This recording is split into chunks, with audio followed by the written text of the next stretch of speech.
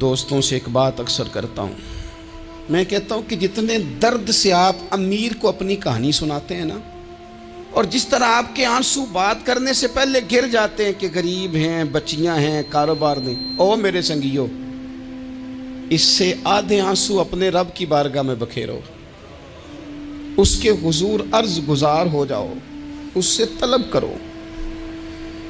ایک وقت انسان پر زندگی میں ایسا آتا ہے کہ اسے یوں محسوس ہوتا ہے کہ میرا سایہ بھی ذرا سا پیچھے ہٹ گیا ہے، اسے یوں لگتا ہے کہ میں کسی سہارے پہ ہاتھ ڈالتا ہوں تو وہ بھاگ جاتا ہے مجھ سے، لیکن مالک کی بارگاہ ایسی عظیم بارگاہ ہے، رب رسول کے آستانے اتنے بڑے ہیں کہ آپ جب وہاں کشکول طلب دراز کرتے ہیں تو جھولی پھیلانے میں دیر لگتی ہے، ان کو بھرنے میں تو کوئی دیر نہیں لگتی۔ ہم نے اپنا سوچ کا قبلہ ہی دنیا کو بنا لیا ہے۔ یہ جو اللہ والوں کی مدد ہے یہ تو اللہ ہی کی مدد ہے، لیکن یہ جو سیٹھوں کی طرف توجہ کرنا، نوابوں کی طرف توجہ کرنا، دنیا داروں کی طرف توجہ کرنا اور اپنا مزاج اس طرح کا بنا لینا، یارو گردن کو جھکا دیتا ہے خیرات کا پتھر، جہاں میں مانگنے والوں کے سر کبھی اونچے نہیں ہوتے۔ اور اقبال کہتے ہیں غیرت ہے بڑی چیز جہان تگ و دو میں، پہناتی ہے یہ فقر کو تاج سردارا۔ میں عرض کروں گا کہ اپنی آپ جب توجہ کا قبلہ اللہ رسول کو بنائیں گے تو رب فرماتے ہیں وَيَرْزُقْهُ مِنْ حَيْثُ لَا يَحْتَسِبُ، میں نہ تجھے وہاں سے رزق دوں گا جہاں سے کبھی تیرا گمان بھی نہیں گیا ہوگا، کہ یہاں سے بھی مل سکتا ہے، تو نے سوچا بھی نہیں ہوگا۔ بخاری شریف میں حدیث ہے، حضرت جابر ابن عبداللہ فرماتے ہیں نبی پاک صلی اللہ علیہ وسلم نے 300 لوگوں کا ایک لشکر روانہ کیا کسی مہم کے لیے، کسی جہاد کے لیے۔ حضرت ابو عبیدہ بن جراح رضی اللہ تعالیٰ عنہ امیر لشکر تھے۔ فرماتے ہیں غربت اتنی زیادہ تھی، بھوک اتنی زیادہ تھی کہ ایک ایک کھجور دن میں ایک وقت کھانے کو ملتی تھی، اور کچھ دن ایسے آئے کہ اب کھجور بھی نہیں مل رہی۔ فرماتے ہیں اتنی زیادہ بھوک لگی مجاہدین کو 300 بندہ پتے کھا کے گزارا ہونے لگے، یہ بخاری میں موجود ہے۔ آپ فرماتے ہیں کہ دریا کے کنارے ہمارا پڑاؤ تھا، ٹھہراؤ تھا، جب بھوک سے نڈھال ہو گئے نا، وَيَرْزُقْهُ مِنْ حَيْثُ لَا يَحْتَسِبُ، اللہ وہاں سے روزی دیتا ہے، گمان بھی نہیں ہوتا۔ فرماتے ہیں ایک مچھلی اللہ تعالیٰ نے دریا کے کنارے بھیجی، فرماتے ہیں وہ تھی تو مچھلی پر پہاڑ جتنی تھی۔ بخاری میں لفظ ہیں، حضرت جابر ابن عبداللہ رضی اللہ تعالیٰ عنہ فرماتے ہیں 300 آدمی 18 دن تک اس مچھلی کو کھاتے رہے، مچھلی ختم ہی نہیں ہوئی۔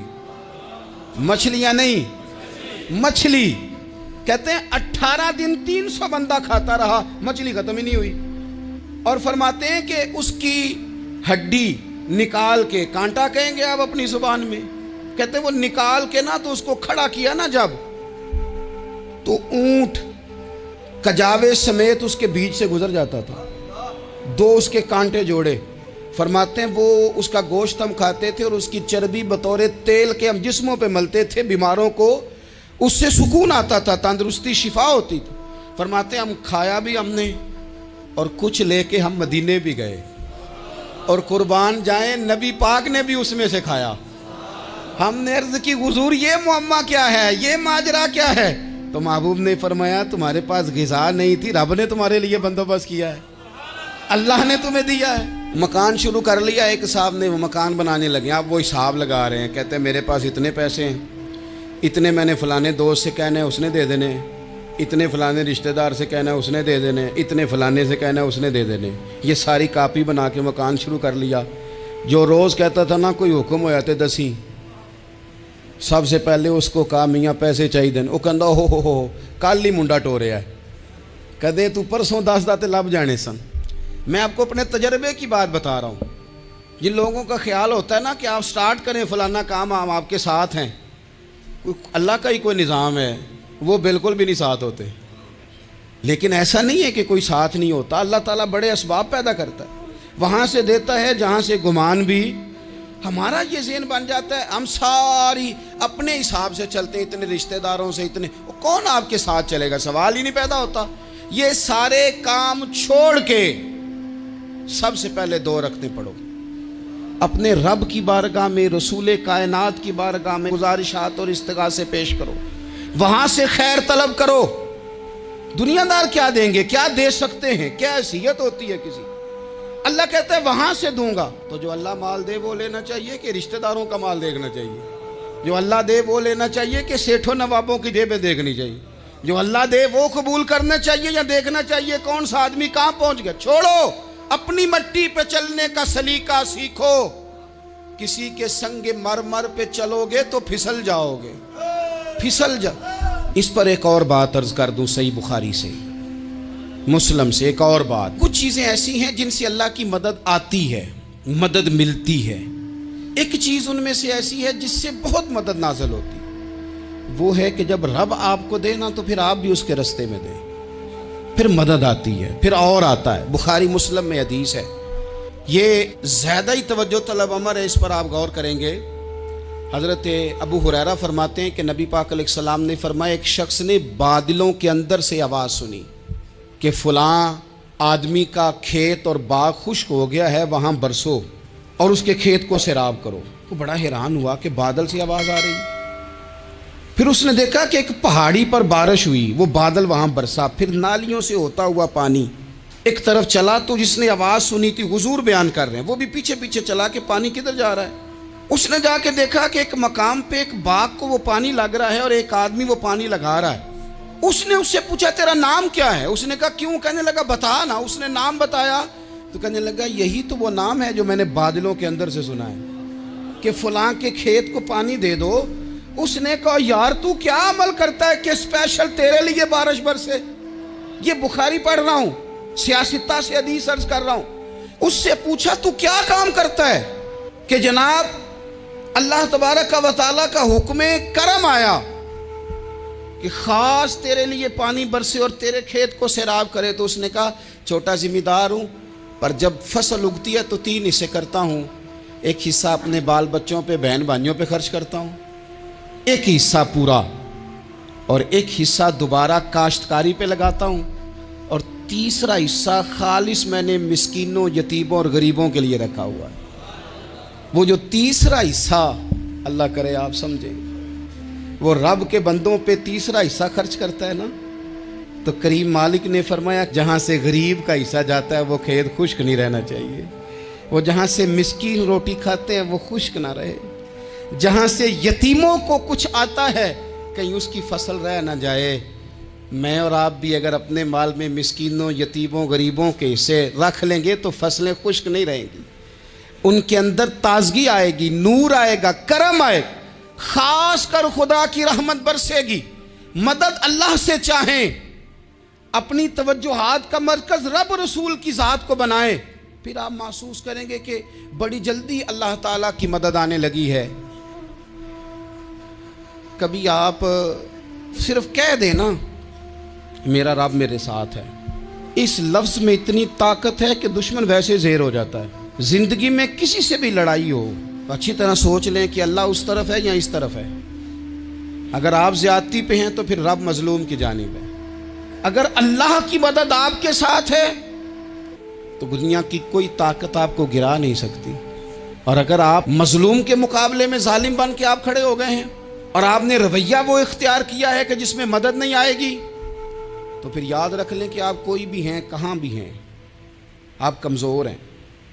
طاقتور تھے ابتدائے اسلام میں، ظاہری طاقت تھی کفار مکہ کے پاس، وہ ڈنڈوں سے مارتے تھے غریبوں کو، ان کے ہاتھوں میں ڈنڈے تھے، پر خدائی طاقت ان مظلوموں کے ساتھ تھی۔ صاحب زرقانی نے لکھا ہے، حضرت زنیرہ رضی اللہ تعالیٰ عنہ ایک لونڈی ہیں، غریب ہیں، ماڑے دا کی کام محمد نس جانا یا رونا، غریب سادی بی بی اور لونڈی کنیزہ، ایک مشرک کی کنیزہ تھی، انہوں نے کلمہ پڑھ لیا، وہ ڈنڈوں سے مارتا، دروں سے مارتا، تکلیف دیتا۔ حضرت زنیرہ رضی اللہ تعالیٰ عنہ کو اتنا مارا، اتنا مارا۔ اب آپ ایک اور پہلو پر بھی غور کریں، مار بھی پڑ رہی ہے پر خدا ادھر ہی ہے، اللہ کی مدد ادھر ہی ہے۔ رب کہتا ہے کہ پہلے تو صبر کرنا، ان اللہ مع الصابرین، تو صبر کرے گا تو پھر رب کی معیت ملے گی۔ ذرا ٹھہرنا, تو تھوڑا ڈٹنا. ان الذین قالوا ربنا اللہ ثم استقاموا تتنزل علیہم الملائکہ. تو کہے اللہ میرا رب ہے, پھر تو پہلے ڈٹ, پہلے تو نے ڈٹنا ہے. ثم استقاموا, جو ڈٹ گیا, تتنزل علیہم الملائکہ, ڈٹنے والے کے لیے مدد آتی. پہلے تھوڑا ٹھہرنا پڑتا ہے, پہلے تھوڑا صبر کرنا پڑتا ہے, حوصلہ کرنا پڑتا, اس کے بعد مدد آتی. مار پڑ رہی ہے, مارا جا رہا ہے. حضرت زنیرہ کو ان کا مالک جو ہے ظاہری آقا وہ مار رہا ہے. یہ کنیزہ ہے, اتنا مارا ان کی بینائی چلی گئی,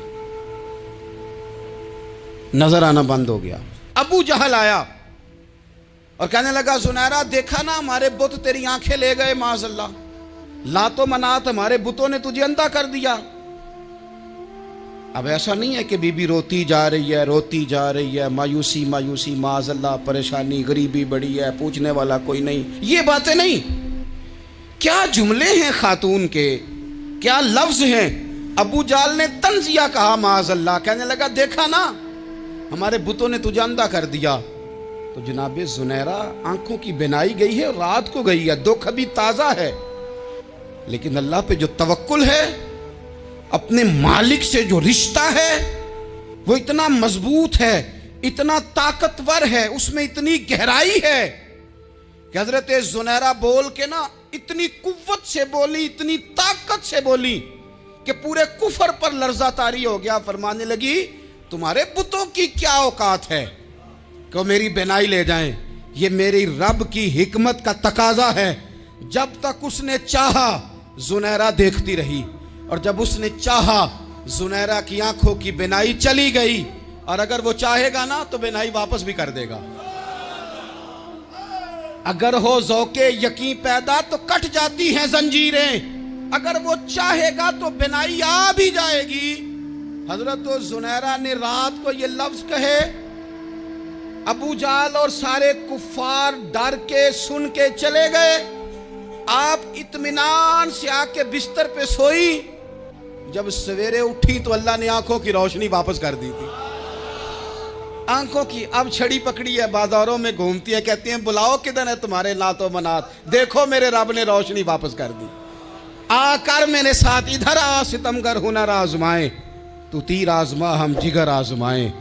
بیمار لوگوں یاد رکھو, کہہ دیا ڈاکٹر نے کہ تو بڑا بیمار ہے, تو بڑا کمزور ہے, یہ ہو گیا وہ ہو گیا, تو ڈاکٹر اپنے علم کے مطابق بات کر رہا ہے. ہوگا تو وہ جو میرا رب چاہے گا. کمزور ہو جانا, پریشان ہو جانا, تکلیف میں آ جانا, پتہ نہیں بات ہو گئی ہے تو جانے کیا ہو جائے گا. اپنی زندگی کے اندر اپنے رب سے رشتہ مضبوط کریں, رسول کائنات سے رشتہ مضبوط کریں, اللہ والوں سے رشتہ مضبوط کریں. حضرت زنیرہ نے پیغام دیا,